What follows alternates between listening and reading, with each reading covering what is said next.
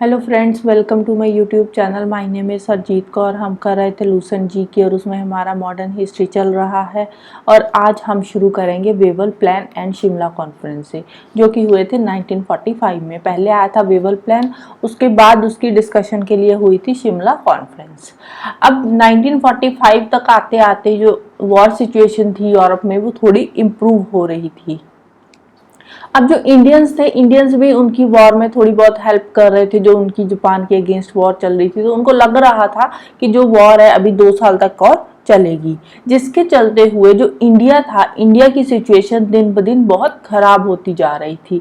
Reason भी कि एक तो वॉर चल रही थी, वॉर की वजह से जितना भी खर्चा हो रहा था वो जो ब्रिटिशर्स थे इंडिया वालों से ही निकाल रहे थे, इन पे भर भर के टैक्स लगा रहे थे, जैसे तैसे करके इधर से ही वो मैनेज कर रहे थे आधा खर्चा। तो उसकी वजह से जो इंडिया की इकोनॉमिक सिचुएशन थी वो दिन ब दिन खराब होती जा रही थी, डिटीरियोरेट होती जा रही थी। और ऊपर से आ गए थे इंडिया में बहुत सारे फेमाइंस, जिसके लिए जो ब्रिटिश गवर्नमेंट थी उनको फिर कंपेल करने लगे लोग कि भाई आगे आओ, इंडियंस के लिए कोई प्लान बनाओ, ऐसी सिचुएशन में इंडियंस का साथ दो। तो जो उस टाइम पे इंडिया के वाइसराय थे लॉर्ड वेवल, उन्होंने ब्रिटिश गवर्नमेंट के साथ फिर इंडिया की प्रॉब्लम को डिस्कस किया और फिर इन्होंने एक स्टेटमेंट इशू करी थी जिसका नाम था वेवल प्लान। अब इस स्टेटमेंट में उन्होंने क्या प्रपोजल दिया था, इन्होंने उस स्टेटमेंट में इन्होंने बोला था कि हम इंडिया में जो काउंसिल है, काउंसिल के स्ट्रक्चर में हम कुछ चेंजेस करेंगे सो दैट कि इंडियंस खुद ही अपनी सिचुएशन को हैंडल कर पाए।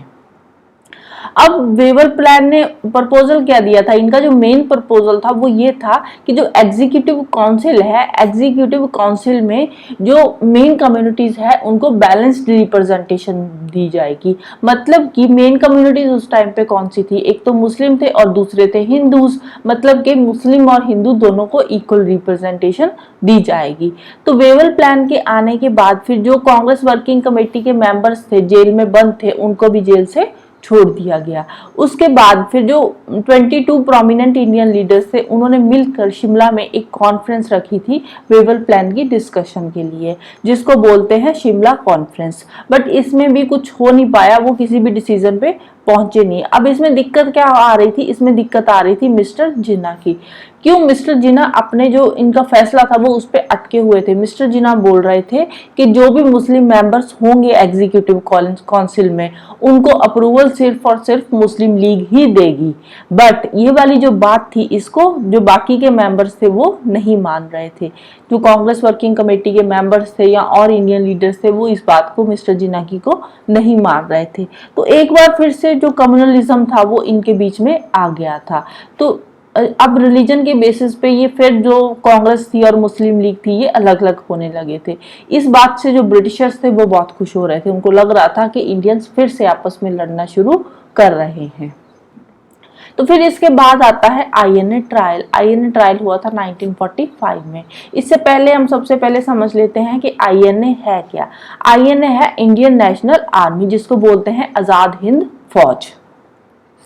अब ब्रिटिशर्स ने जब जापान को हरा दिया था अगस्त 1945 में, अमेरिका ने जापान पे बम फेंक दिया था, हिरोशिमा और नागासाकी पे। तो उसके बाद जापान को तो उन्होंने हरा दिया।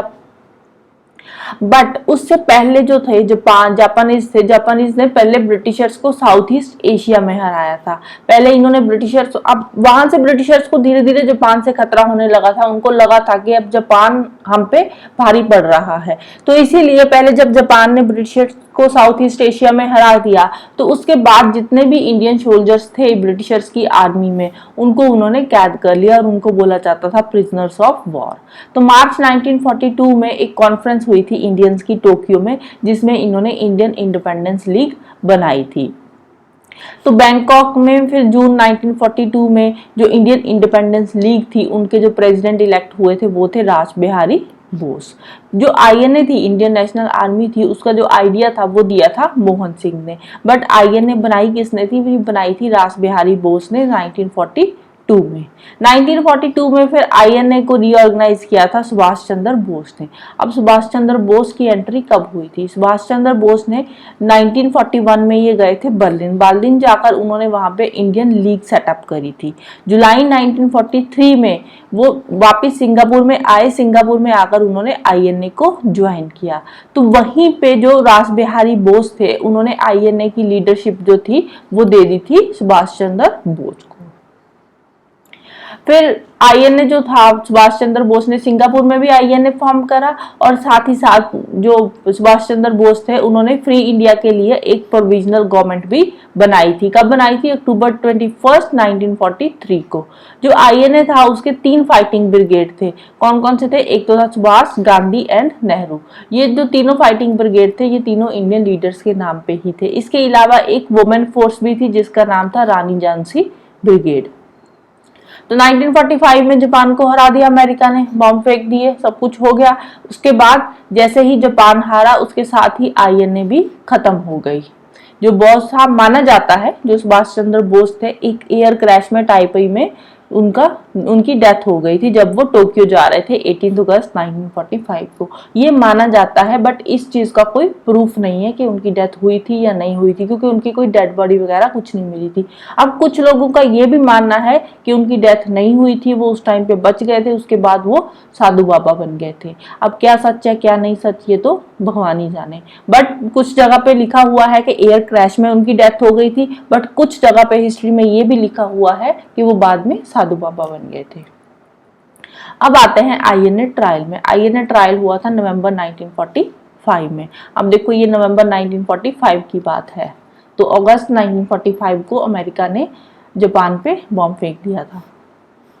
अब जो पीके सहगल, खान और गुरबख्श सिंह ढिल्लों, इन तीनों को रेड फोर्ट में नवंबर 1945 को ट्रायल में ये ले आए थे। अब कांग्रेस जो थी उन्होंने बहुत सारे एफर्ट्स किए कि हम इनकी जो आईएनए प्रिजनर्स है इनकी हम जो लीगल बैटल है इसको हम जीत लेंगे, क्योंकि आईएनए के प्रिजनर्स थे ना, पहले जापान वालों ने उनको कैद करा था, फिर बाद में ये इंडिया में ले आए थे।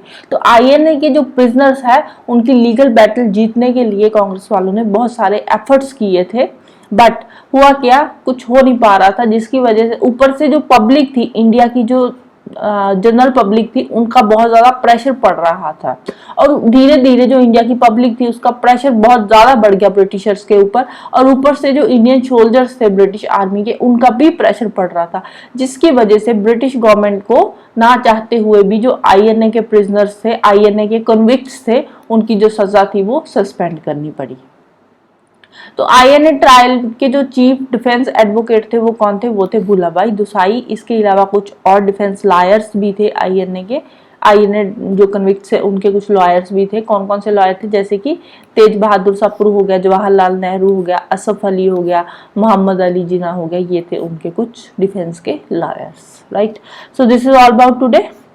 नेक्स्ट हम करेंगे royal Indian navy cabinet mission, direct action plan. ये तीनों टॉपिक्स हम कवर करेंगे और साथ ही साथ मॉडर्न हिस्ट्री भी खत्म हो जाएगी। जो नेक्स्ट वाला लेक्चर होगा वो लास्ट लेक्चर होगा मॉडर्न हिस्ट्री का।